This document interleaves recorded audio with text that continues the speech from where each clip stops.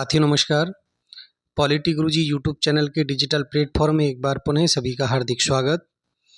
जैसा कि आप थंबनेल में देख पा रहे हैं, रोड सेफ्टी को अब मौलिक अधिकार मान लिया गया है। सुप्रीम कोर्ट ने हाल ही में एक ऐतिहासिक निर्णय दिया है और उस निर्णय में कहा है कि सड़क पर सुरक्षित चलना भी अब आपका मौलिक अधिकार है। इसको शामिल किया गया है साथियों भारतीय संविधान के अनुच्छेद 21 में।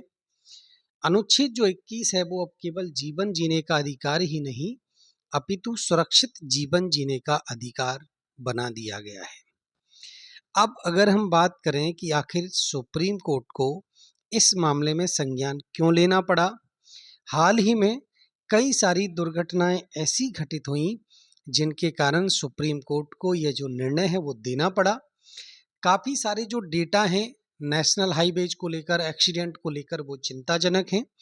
अगर हम भारत की बात करें तो भारत में नेशनल हाईवेज 2% हैं, लेकिन 30% दुर्घटनाएं जो होती हैं वो केवल और केवल इस 2% नेशनल हाईवेज पर घटित होती हैं।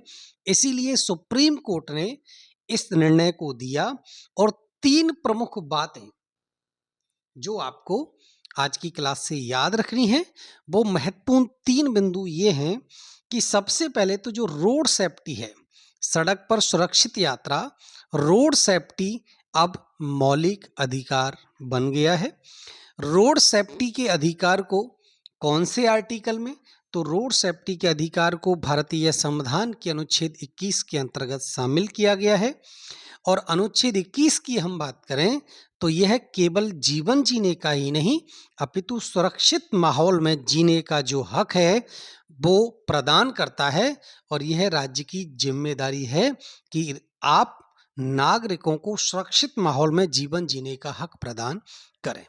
साथियों, बात करें कि सुप्रीम कोर्ट ने इस ऐतिहासिक निर्णय में राज्य सरकारों को, केंद्र सरकारों को क्या आदेश दिए हैं, उन महत्वपूर्ण जो तथ्य निकल कर आए हैं, उन बिंदुओं पर हम चर्चा करें। अब हाईवे की जो सड़क सीमा है उस पर नए ढाबे, दुकान और होटल नहीं बनेंगे।